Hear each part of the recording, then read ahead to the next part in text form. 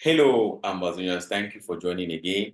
I'll present to you some feedback, or better still, a presentation from Dr. Christopher Fominio, when the big man for that side for National Democratic Institute for Affairs and for Africa, for that side for Central Africa, and he don't talk so much about the Ambazonian struggle. And he of the opinion say the grievances are genuine. They must be addressed. I don't so much focus on his person, but what he says, his views, his opinion, concerning the Southern Cameroon's problem is one that even if you were denying it from 2016 to date, you would like to listen, would like to still think, oh, get it. Please watch this video. I will be right back. For those of you who have not yet watched the video, watch this video for a short interview he had on one TV station, and I'll be right back. Now, so many persons have been itchy to hear you talk about the Anglophone crisis, or like us to talk about it for some time. I hope we still have time. Yes, how do we explain that it's something that started like a joke? We are 7-8 years into it, difficult to solve. Are we this incompetent? Do we lack people with knowledge enough, with capacity enough to be able to tackle and put a definite end to the ongoing crisis now rocking the southwest and northwest regions for over 7 years? It's very sad. I'm very saddened by that, because you look back and you feel like saying, those of us who've been out there from day one, who from 2016, 2017, 2018, until date, have been saying this crisis is dealing with grievances that are genuine, that the grievances of Anglophones are legitimate, but that the crisis will never be solved militarily and require a negotiated political solution. We're right. We've been right all along. And in the meantime, we now have thousands of deaths, hundreds of thousands of internally displaced persons, well over 70,000 refugees in Nigeria. The country is still bleeding, people are still being killed, property is still being destroyed, positions are being hardened, and there's a sense of alienation between citizens and the state, and even sometimes among citizens themselves. How can you explain that? And it's been 7 years running, and there's still no end in sight, as far as I'm concerned. And these grievances can be resolved. I have seen worse crises, but it takes a government that listens. It takes political elites that listen. Because, it's not because you're a cabinet minister that you have all the solutions. Nobody does. It's not because you're a president that you have all the solutions. No president ever does. And that's why they listen to advice from people who are within their government, but also from people who are outside of the government, who've had other experiences, who can bring those experiences to the table. I am saddened that today, 7 years down the road, people are still dying for a crisis that could be resolved. But I have also said that the only way that I see this crisis being resolved is going through a mediated, negotiated process. Because the grievances are profound. The teachers and the lawyers came up in 2016.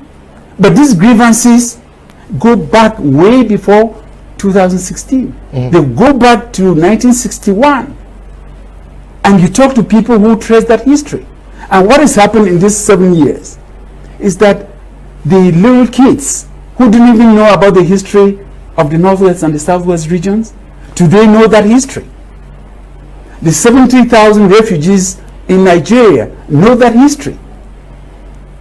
And if we don't tackle that history front and center in a very broad way, and it can be tackled, if we don't tackle it, this problem is going to live with us for a very long time. It's going to live with us for a very long time. Christopher Fominio, you watch him airing out his views, which have not changed. It's 8 years today. We are in this same problem. And the problem is those who are saying that there is no problem are actually living in denial. Now, he made mention of something that is very pertinent. I want you to know this, very pertinent. He said, the children of today, the children who were born in 2016, please get this clearly, it's very important. The children who were born maybe 2014, 15, 16, 8 years today, these children did not know about anything like this, right? Now, these children are forced to know the history of this problem. You know how curious kids of these days can be.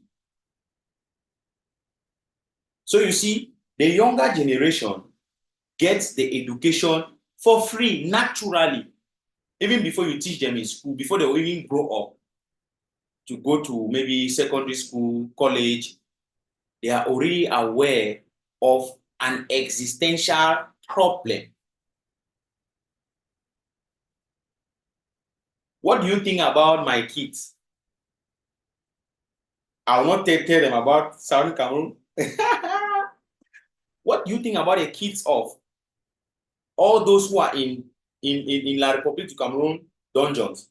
No, I'm asking you, what do you think of the kids of those who are in La République du Cameroon dungeons?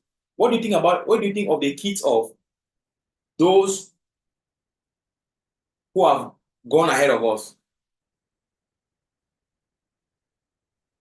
What do you think about the kids in refugee camps?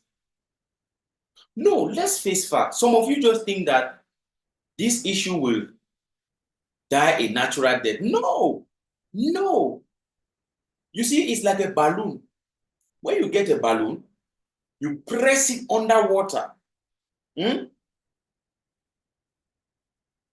moment you take away your hands from it, stop applying pressure or the force, it comes up. It's natural. The younger generation is getting the education naturally and for free, and they are learning it in a way that it makes them sick. There is no way you will tell a child of maybe college from 1, you want to tell them about history or what, he will know. They will know. He will ask you that, Mama, why is there fighting in this side? Why is that we cannot go to this place? You know how kids are curious. What about the kids of those who are even in the diaspora? What do you think of them? So you people see, this is a problem which could have been solved easily so that there won't be further issues. But instead of these people tackling the root cause of the problem, they have made the younger generation to understand what is happening in a very easy manner. Like I ask you again, what do you think about my kids? You think that I won't tell them about this problem? What do you think? Even the kids of those of you who are standing against us, the kids of those who are against Ambazonians, they will learn these things. They will learn, they will do their research. And some of them will even tell you that, Daddy, don't you think that those people have right? They will tell you. My brother, my sister, the journey of the people of Southern Cameroon is not one that can be stopped. It cannot be stopped. That's why we keep on telling you people it's a God-ordained struggle. To say it's a God-ordained struggle, this is one of the ways we say this, because people get to know about it naturally. The kids who were born in 2016, they are 8 years today. They are 8 years today. Do you think you are going to lecture them? You will tell them something else about the history?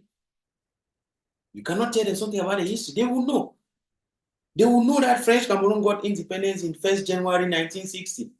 Southern Cameroon's 1st October 1961, but they were not given the right to be independent. The kids will know this thing. That's where the question mark will come from. So that's the origin of it. They will say, but why? So you see, they have violated the rights of these people. Why did they not allow them to have their own? They will start asking questions. At the end of the day, you say your kids are amber. At the end of the day, you call those kids amber. It's just natural. It's natural. When people like Atanga Jipo and the rest, they come, they struggle, they try to say things that don't match. They don't, even the children of Atanga Jipo, they know. The education has gone far and wide. Everybody is aware of this thing.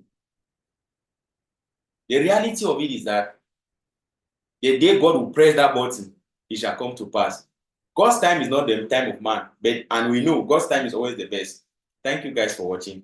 And the people of Southern Cameroon are not asking for too much, right? Are not asking for too much. Address the root cause of this problem. Finish. Address the root cause of this problem. Like Dr. Christopher Fominio, he said, there must be an international mediator. There must be an international mediator. The Republic knows that the moment that one comes in is finished. It's game over for them. It's game over. That's why not even force can be used on either party. The Republic cannot defeat Amber by force. Amber cannot also do it by force. It's simple, it's clear. We do not, Foncha and Muna, or Foncha and his delegation, they were not being suppressed, or they were not being forced to move to Fumba. They went there out of their free will. And like they did not defeat Ambazonians in any war. Never, never. So my dear brother, my dear sister, to you who is against Ambazonian, well, I share for you. Thank you for watching. I'll see you guys again in our next update. My name is Fabiano Deco.